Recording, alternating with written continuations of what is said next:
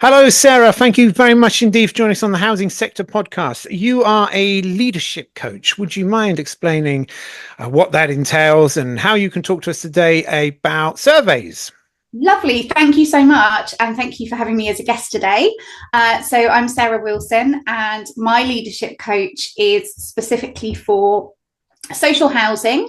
And I support social housing with ensuring that they have got diverse teams that reflect the tenants and the workforce that they are supporting and making decisions for.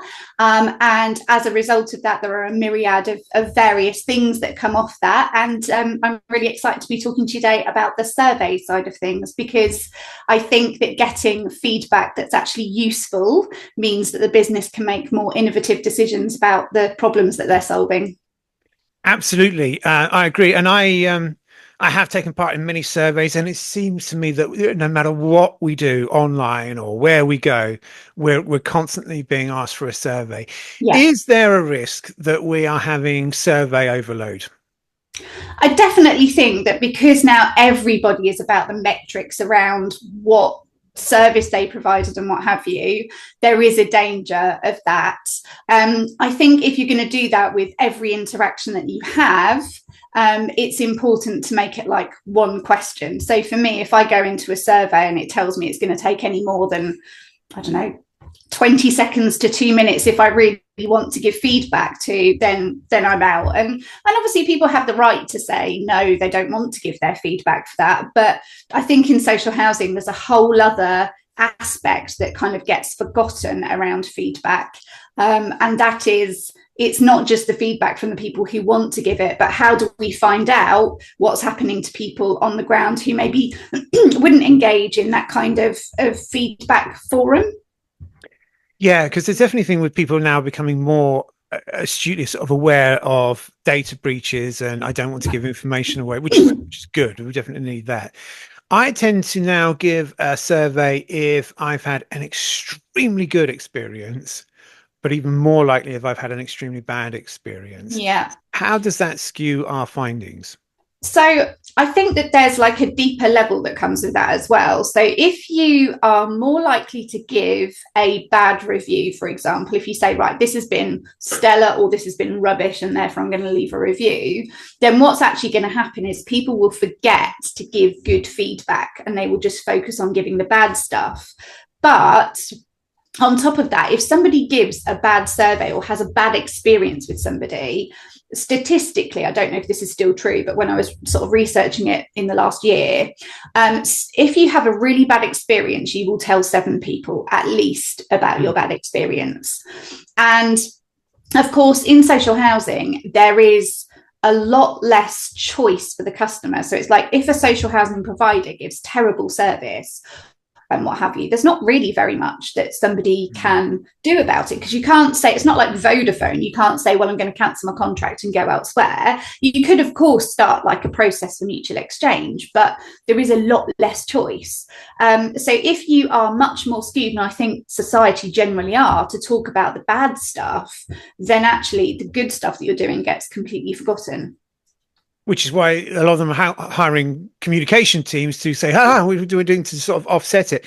And I get that, I understand that, and there is that need for balance. How can we engage the neutrals so we can get more of a balanced field? What can we do there? I think when it comes to neutrality, that goes into more of an apathetic response. I know that recently I've been delivering some leadership training, and at every point of the leadership course that we've been doing, they will then ask the people who have been the delegates to score that. And actually at first I was like, oh god, but now I think it's actually quite good. Unless it was an 8, 9 or 10, then there was room for improvement and what have you. So if you're going to use a number system, apathy is 6 or 7, I think, on an out of 10. And it's really those people who we need to then get more information from. And this is my problem with like just a score that has no context behind it. If you score somebody a 6 or 7, you really need to know what has made them so meh about it. Is it that people's standards are changing, and actually, unless they have a phenomenal experience, they become apathetic about it? Or is it that it was just, that's what I expect, and there was nothing great about it? You know, how can we then make that great? So I think outreach back when you have done a survey is incredibly important. And it's lovely to get 8s, 9s, and 10s and the feedback that can then go with that. But the 6s and 7s, I think, is where there's the most opportunity to then find out what would have made that a great experience for you. And I agree. And when we get to the lower scores, obviously that's where we're really going to find out where we're failing and how we can strengthen our service provision. What is the general attitude amongst leaders? Are they saying that this is what we want to hear, this is what we need to hear, this is what we're going to learn from? Or is it being ignored as noise? Oh, that's just negative naysayers. Yeah, I think from my experiences, there is a lot of fear around putting a survey out there which is going to get a very honest guttural response where they might be low scored. So I think if you know that there's an area of your business where things aren't going very well, it would be much better to accept true feedback and low scores than it would be to expect something high, because you can tamper with any kind of survey to make it seem like the outcome's better than it is, based on how you ask the questions and what's the word I'm looking for, format that person can respond, whether it's radio buttons, whether it's tick boxes, whether it's free form. I'm so sorry, I've lost my train of thought now. What was the question? It's about how we get leaders to acknowledge, because I think there is room. I mean, I myself have personally been attacked for negative feedback, which is true. I would never say anything that wasn't true. And yet the lengths that my provider has gone to sort of keep those reviews and other reviews and the voices of others silenced. And, you know, the work that I do with Shack, the big sort of response from residents is they're not interested in what I say. They're not interested in me joining the customer panel because I'm bringing this sort of level of honesty. And that's the learning there, as you said, the touch points for leaders to go, oh, this is actually what we need to hear because this is what we feel. And they quite often put in there, you know, when a complaint through the Housing Ombudsman is published, look, we didn't like to hear this, but we're going to learn from it. Yes, absolutely. Absolutely. And I think that's so important. I think in terms of leaders, instead of just wanting to tick a box by having put out a customer survey, do one that's going to get you really raw, all the stuff you don't want to hear feedback, but then act on it. So I think a lot of people send out customer surveys and then go, meh, and they might do a report on it for the business, but there's no element of having a lessons learned kind of approach to it, where you say, these are the areas we're falling down, what action can we take, who's accountable for that action, when do we need to have done that by? And also the other thing that never seems to happen is you never then get feedback on your feedback. So you don't get a report that says, thank you so much for taking part in this feedback, we found X, Y, and Z, and as a result, we're going to do A, B, and C. Like that might happen maybe once a year on like the big annual customer survey. But if you're not going to do anything with the feedback you receive, then either don't ask for the feedback or don't make out that this survey is going to be this really helpful feedback forum, when actually people will look at it and go, well, I gave feedback on that last year and nothing's changed, so I'm not going to bother. So if you're going to do it, I would say accept that you might get some low scores, accept that you might have some things that you don't want to hear, but have a strategy around it about people who are going to then work out, like, with this information, what do we do with it? And I also think some of that is around education. So having worked in the social housing sector, I think there is a lot of lack of understanding about what the housing association's role is, or the social housing provider's role is in that letting. So, for example, you could have somebody who puts in a report of antisocial behaviour during the 6 weeks holidays of children playing loudly in the next door garden.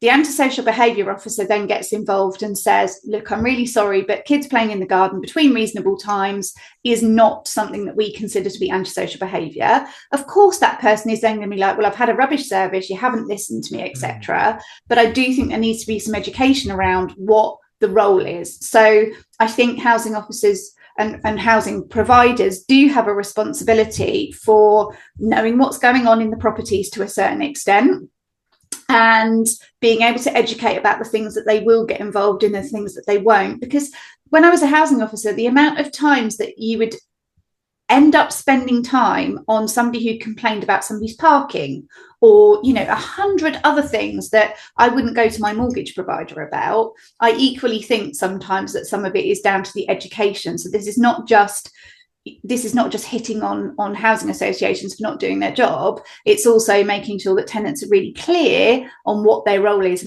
and how they can help and when they can help, and when actually it's not a housing association situation.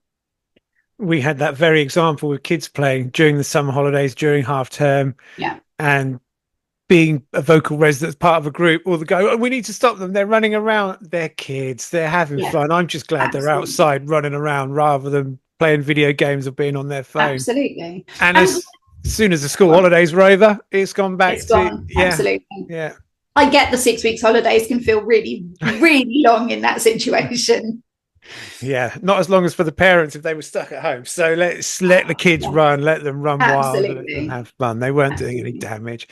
So, okay. So look, we've got the sort of the naysayers, the negative ones who are going to complain, and a survey is a great opportunity. We might be losing out on some of the middle ones. And then there's the glowing possibility that, oh, this is brilliant. This is how we are. And the connection that we need to channel a change. So internally, how is this? I mean, I have a theory that lots of the surveys that we see have the sort of very Pavlovian response, which is, and the same with online reviews, that has clearly been written by someone within the government, within the association, and you see the same ones copied and pasted in. So how do we get back trust? If I'm going to take, sorry, it's such a long-winded question. If I'm going to take the time to fill this survey out honestly, I need to have faith, as we know, that it's going to be taken seriously. How do we embed the culture into housing associations that, look, you can't be filling these in, you can't be hiding the ones you don't like? How do we embed that?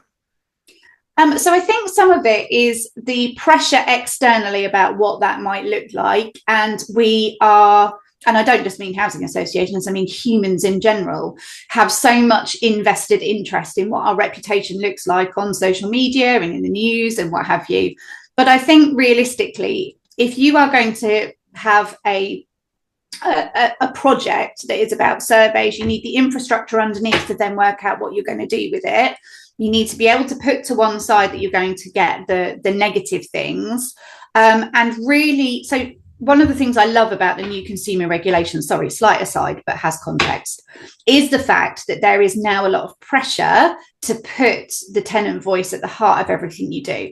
Now, you could approach the TIA regulation with a tick box approach, and I don't think you're going to be able to hide things for very long in that situation. But the best thing to do would be to really embrace the regulation about really working with tenants in a very different way. So I think a different set of people will respond to a letter in the post asking you to complete this survey, either online, in person, and post it back, etc., to the people who actually you really need to help and enhance their lives and what have you. So there will be some negativity. There might even be some things that are really not okay coming through as well. Like if it's not constructive, if there's not, I want to work with you to help this to improve, then equally, what use is that? Like destructive feedback. I don't believe in constructive criticism. It's either constructive or it's criticism. So it's about working together. So I think sometimes rather than just blindly sending something out, there needs to be something where you're seeing people face to face on the ground. So we used to do road shows quite a lot where we would go out and there'd be like a van set up and you'd be seeing people. But I think the biggest thing for leadership is to accept that they're not always going to hear what they want to hear, and they have to work out ways to sift through that information to work out what can they change, what can they not change. But I think it's all based in communication. Educate upfront, communicate back when you get things in, reassure people that actually you are there to listen, but you will be honest when there are things that are outside of your remit, and there are things that you will look at trying to improve, and just being much more honest about, we think this is a great idea, but in order to put this in place, it would cost X amount of money. Therefore, it's gone on our long-term strategy for something that we would like to do. I think people would appreciate that much more than, well, we're not doing that, we're not going to respond to you. So I think it's all in the level of communication. But what I'm hoping is that the TIA regulation really makes housing associations massively think about what it is that they need to know in order to improve, in order to evidence that they are meeting this regulation and really earn their C1 or 2 rating. And that's going to be uncomfortable, because change is uncomfortable and doing something different is uncomfortable. But I think it's really important, and I think it's where the good stuff is about how you can really enhance lives for tenants. I agree. And as a tenant, I would happily, and I think most tenants would, if a housing provider came out and said, you know what, we dropped the ball on that one. Yeah. Here's what we've learned from it. And here's what I think many would go, okay, all right, let's go with it. Let's see what we can learn, and let's ensure that it doesn't happen next year when I have the same issue. Let's report it that way. I think there would be that. That's very good. Sorry, when you said something there about feedback, and I had a great question lined up and then I got sidetracked on the we're both losing track. Okay, so look, the all important question, you said at the beginning there that we're only going to fill in perhaps one question, and I often get misled. You think it's going to be a short survey, and then you go, hang on a minute, and there's another page of questions, and I quite often drop out on that one. So if we could have one question, what should that one big question be at the front? And I understand that it might then lead forward to other ones, but what would be the main question to ask? I think, gosh, being put on the spot here, Sorry, I think I like something along that. the lines of, what would make this experience, what would have made this experience a 10 for you? Okay. And allowing freeform to kind of write in there what that would be. That's my initial thing, is just let's make it super, super easy. Or you get to score it, but you know that somebody's going to be in contact and what have you. No, actually, no, I don't like that, because then you wouldn't get the information necessarily, because that would rely on people being okay for you to contact them and then engaging in that.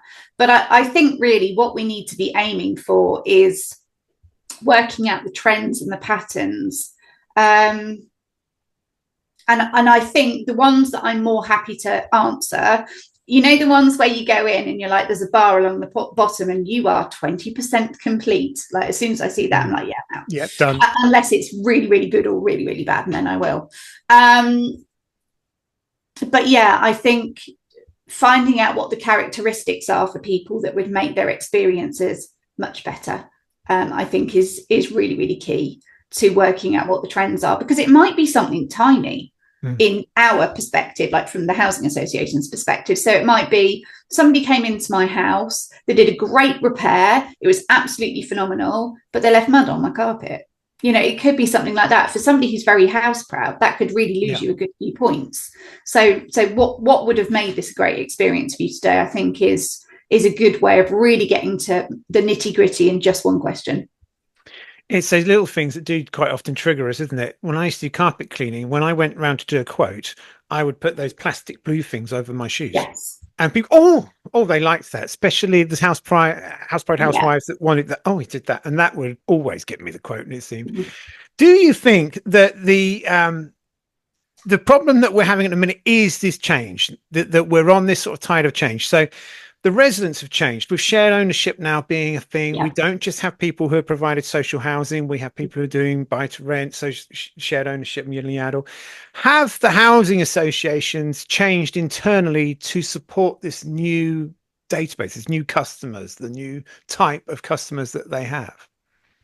I think possibly not. And I think you're right. I think we're in the middle of a wave of change. So I've recently become a shared ownership tenant as well. And actually the housing association I've been with so far have been really, really good. But there are terms of we have a very different life. So most people who are living in shared ownership will have business or a job and what have you, and maybe not need the same level of support, but it doesn't necessarily mean that A, they don't have challenges, or B, that they don't need support at all. I think you still need to know, but I think predominantly shared ownership tenants are left to their own devices a bit more. And I don't know if that is a good idea. I understand that there are only so many resources and you have to focus on the people who need the help the most. But equally, maybe we have some really good insight to our experience that would add another layer of perspective that would then help. And I know that housing associations, from my own experiences, are kind of dealing with 20% of their tenants at any one time because of problems or issues and what have you. But I do think that there needs to be a slight landscape change in terms of, although the level of support might be very different, don't forget that it could still be there. And a lot of the reasons that you find issues in social housing for the tenants who live there are because professionals are going into those properties and seeing those issues. So I think there needs to be some understanding of the difference, but also embracing of that difference, in order to get the best well-rounded picture. Because you spoke earlier about road shows, and I think 20 years ago that would have been a great way to interact with your customer database. Unfortunately, now most of us are at work, and then there's quite often letters that come around. We need to visit the property to do this. Well, great, but we're going to be at work, so the makeup has changed there. And yeah, we have, as we're customers who are invested in the property, we expect service that is in line with the fee that we're paying. And I don't think we're getting that, which is why the makeup's changed. I do worry that the culture internally, because when you get into housing, it should be a vocation and you should work your way up. We need to change those mindsets within. How are we doing for time? 5 minutes. Okay, Sarah, look, this has been a great chat, and one I think we're just scratching the surface of. One thing I do like to think of is if I'm going around to do a repair into someone's house, would it not make sense for me, especially when we're going around to elderly people who may not be online, to have on my phone a quick, can I just ask you some quick questions and a quick survey on that? Oh, definitely. Let's not add to the workload wherever we don't need to. If you've got somebody going into a property and you can get some true feedback from them, and it's simple and easy to do, absolutely. So any visits that are done really should be tied in with trying to seek feedback during that time. Otherwise, you've missed such an opportunity, and it doesn't need to be this massive project where you have people who are going into every property. Just double bag wherever you possibly can in terms of making sure that if you're in the property, you might as well actually just find out the feedback and find out what's going on the ground whilst you're there. And I don't think that that's limited to one of the roles. I think any role can go in and do that. All right, look, if I may, I'm going to set you some homework. And look, the housing sector podcasts are never planned. We haven't spoken about this before. It's just a chat. If you could send me, and it will be a couple of weeks before this one goes live, 5 questions that we should send out to anyone who interacts with a resident, has a survey, with 5 quick questions that we can put, and we'll share those in the comments, and I'll put them up on the screen now. People can see them here. So leaders can go, okay, let's do that. Let's ask these 5 questions. Let's do that as a feeder to see what we get. That would be great, Sarah. I will do that, and that is not a problem at all. There you go. We are proactively fixing the sector. Thank you very much indeed. It's been lovely talking to you. Have a great week, and let's catch up again soon. Thank you very much. Thank you. Firstly, there's no point in asking great questions if you don't have a strategy behind the survey in the first place, so it's important to decide before writing it. What do we need to know? How can we use this as an opportunity to get better data? If we actually aren't in a position to make any changes off the back of the survey, let's not send it at all. Communication is vital. Communicate the following. The survey is coming out. Here's what we will do with the information you tell us. Here's the survey. We have the responses in, and now we will analyse them. This is what you wanted, didn't want. This is what we will do, won't do, and why. Here's the update of the changes we'd like to know from you if we improved. In terms of questions to ask, There should be a mixture of open-ended, closed and score-based questions. Here are some of the more powerful examples I've seen. 1. What features of the housing service we provide are important to you? Tick list of answers along with free text box for further information or context. Use plain English, e.g., most tenants using tenancy sustainment services don't know what that is. Let's communicate exactly what services we provide so people can see some of the boundaries of what we offer or that there are services they didn't know about. 2. How positive do you feel about area of service? Be clear on what scale you are using and what each end means, with options including don't use this service and didn't know it was available. Score these so you can compare to future surveys. 3. Based on your previous answers, how would you rate us overall? 4. If you are happy for us to contact you to get more information about your answers, please provide your details here. Lots of people assume you know who it's from. 5. Is there anything else you would like us to know? Add text boxes wherever you can to ask for further information. Too many surveys miss this out.